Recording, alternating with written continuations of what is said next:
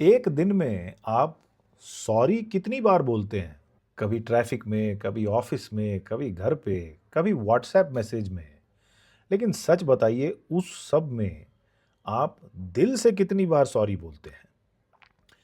आजकल सॉरी इतना over used word हो चुका है कि शायद कहीं न कहीं उसका असली मीनिंग जो है वो गुम हो गया है। कोई गलती हो गई, सॉरी बोलो, आगे बढ़ो। पर एक सवाल मन में आता है कि अगर सॉरी इतना पावरफुल शब्द है, तो लोग वही गलती बार-बार रिपीट क्यों करते हैं?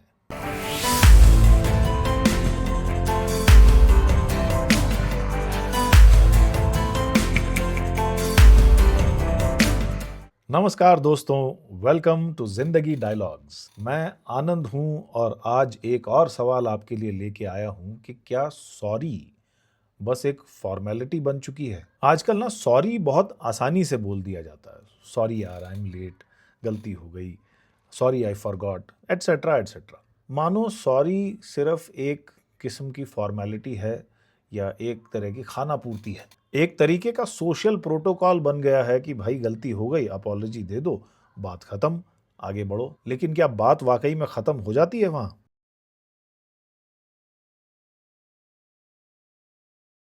किसी भी चीज की वैल्यू तभी तक होती है जब वो कम हो या रेयर हो। अगर कोई चीज बहुतायत में हो जाए तो उसकी वैल्यू अपने आप ही कम हो जाती। Simple law of demand. आजकल इस बेचारे सॉरी के साथ भी कुछ ऐसा ही हो रहा है। इतना ज्यादा अवेलेबल हो गया है, इतना ज्यादा यूज हो रहा है कि उसकी एक्चुअल जो कीमत है, जो वजन है उस शब्द का, वो मानो गायब ही हो चुका है।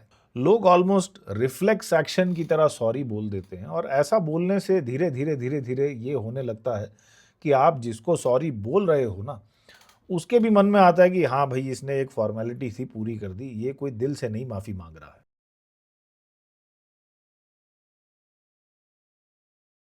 आप लोगों ने एक वो पुरानी कहावत तो सुनी होगी कि it is easier to ask for forgiveness than permission. जरा इस कहावत को थोड़ा गौर से देखते हैं कि इसका मतलब क्या है। यानी कि आप अगर कोई ऐसी चीज़ करना चाहते हैं जिसमें आपको सामने वाले की इजाज़त की ज़रूरत है और आपको मालूम है कि वो ना ही बोलेगा, तो क्या है, पहले कर डालो। भाई अब तो काम हो चुका, अब ये रिवर्स तो हो नहीं सकता, और उसके बाद सॉरी बोल दो कि आई एम वेरी सॉरी। यानी आपके हिसाब से सांप भी मर गया और लाठी भी नहीं टूटी। पर क्या ये ठीक अप्रोच है? इस अप्रोच में एक फंडामेंटल प्रॉब्लम यह है कि यहाँ सॉरी जो है वो आपके रिग्रेट को नहीं रिप्रेजेंट कर रहा। यहाँ सॉरी एक स्ट्रैटेजी की तरह यूज हो रहा है कि भाई किसी को भी नाराज नहीं करना है, लेकिन अपना काम भी निकालना है। तो जो मन में है वो कर दो, और अगर बाई चांस अगर कोई ऑब्जेक्ट करता है तो सॉरी कह दो, नहीं करता है तो बहुत बढ़िया। और आगे बढ़ने से पहले आप सभी से मेरी रिक्वेस्ट है कि भाई इस चैनल को सब्सक्राइब कर लें, वीडियो को लाइक करें, कमेंट्स में अपनी बात मेरे साथ शेयर करें। ऐसा करने से YouTube इस वीडियो को आप ही के जैसे कई सुनने वालों को और दिखा देगा, और आपका ये छोटा सा एक्शन इस वीडियो की रीच को बढ़ाने में बड़ी मदद कर देगा। और अगर आप शास्त्रीय संगीत के शौकीन हैं तो मेरा एक और चैनल है जिसका नाम है ताल मैजिक, उसे ज़रूर चेकआउट कीजिएगा। हो सकता है उसमें आपको कुछ ना कुछ कंटेंट अच्छा लगे।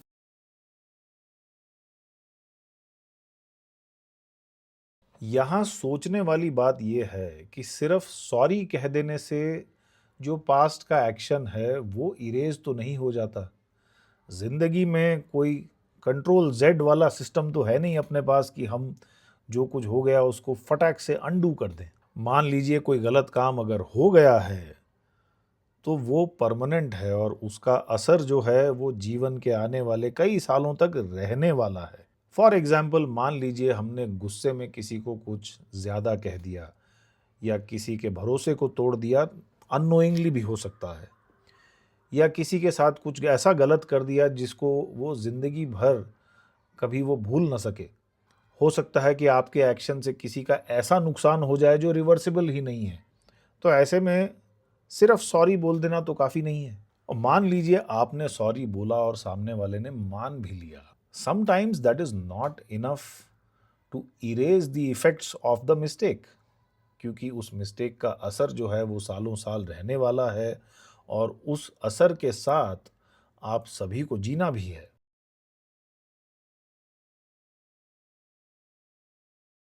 तो अगर ये सॉरी इतना ही हल्का हो चुका है तो फिर एक सिंसियर अपॉलजी बोलते किसको हैं? चलिए इस पे ज़रा चर्चा करते हैं।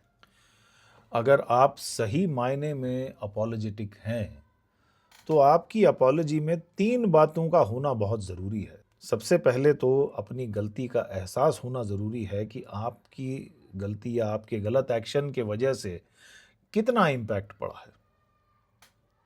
दूसरी चीज़ है एम्पैथी। आप ये जानने की कोशिश करें कि सामने वाले के ऊपर उसका क्या असर पड़ा। और तीसरी बात है बिहेवियरल चेंज, कि आप दोबारा वो एक्टिविटी या वो काम ना करें जिससे ये गलत प्रभाव या ये गलत असर पड़े। अगर सॉरी बोलने के बाद भी आपके एक्शंस में कोई चेंज नहीं है और आप बार-बार वही काम दोहरा रहे हैं, तो इसका मतलब है कि आपका सॉरी बोलना और आपकी अपॉलजी एकदम यूज़लेस है। तो एक अच्छी अपॉलजी का प्रूफ ये है कि वो गलती फिर दोबारा कभी रिपीट ना हो। तो दोस्तों, असली सवाल ये नहीं है कि हम सॉरी कितनी बार बोल रहे हैं। असली सवाल ये है कि क्या हम उस गलती को सुधार रहे हैं। अगर गलती नहीं सुधर रही और वही एक्शन रिपीट हो रहा है, तो सॉरी जैसा यूज़लेस वर्ड कोई और नहीं है। लेकिन अगर इंसान चेंज हुआ और उसे अपनी गलती का एहसास है और वो उस गलती को रिपीट नहीं कर रहा है, तो सॉरी वर्ड ना बोलना भी सॉरी के बराबर ही है। मुझे कमेंट्स में ज़रूर बताइएगा कि आप इस वीडियो के बारे में क्या सोचते हैं और आपके हिसाब से एक सच्ची अपॉलजी कैसी होनी चाहिए। तो दोस्तों, आज के वीडियो में बस इतना ही। आई होप आपको ये टॉपिक पसंद आया होगा। अपने विचारों को कमेंट्स में मेरे साथ ज़रूर बताएं और इस वीडियो को ज़्यादा से ज़्यादा शेयर करें अपने दोस्तों के साथ, अपने फैमिली मेम्बर्स के साथ, और मेरी मदद करें ज़िंदगी डायलॉग्स को और लोगों तक पहुंचाने में। तो अगले वीडियो में मैं दोबारा मिलूंगा, तब तक के लिए नमस्कार।